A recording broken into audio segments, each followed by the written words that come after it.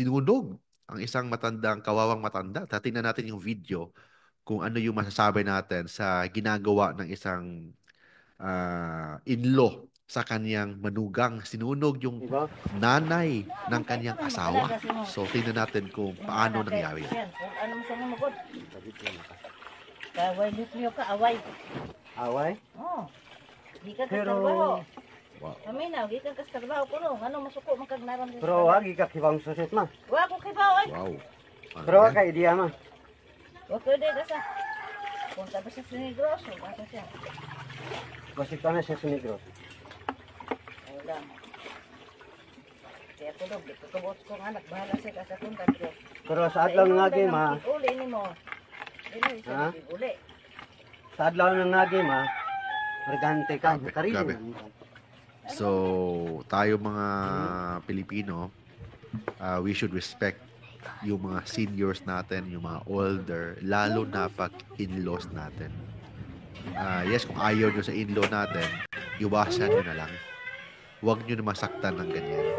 So, kawawang-kawawa yung matanda. Nakita natin, sunog na sunog yung katawan, yung buhok na sunog, nakaupo, parang yung balat, parang nasunog yung balat, parang ginawang litson na kakaawa sa ginagawa.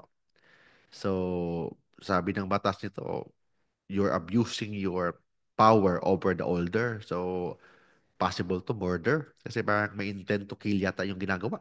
Hindi lang itong konting away lang, but there is an intention to kill yung isang ng matanda.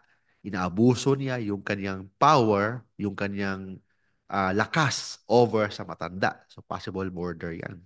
Kasi attempted murder for attempted to take the life ng isang matanda. Inaabuso mo yung power mo, yung strength mo over sa matanda. Kasi yung matanda, very obvious, is weaker compared sa iyo. And second, ginamit mo pa ng fire. So walang respeto ka sa pagkatao ng yung in-law mo. So there is a possible case nito na attempted murder. Attempted murder, first, may intention to kill. Second, ay inaabuso mo yung superiority mo, yung power mo, yung strength mo over sa weaker in-law mo. Weaker kasi of course, matanda na yan, so very weak yun. But still, inaabuso mo. And third, sinunog mo pa. So, worst. So, ang kaso niyan kasi good thing, buhay pa si Lola.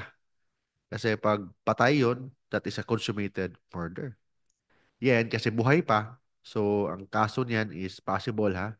Ang kaso is attempted murder.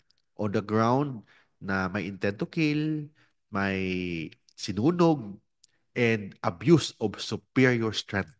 So yun ang mga grounds bakit naging murder instead of homicide or physical injury. Nung nakita ko, hindi siya ordinary. Hindi siya ordinaryo na may nasaktan lang. May intent to kill talaga.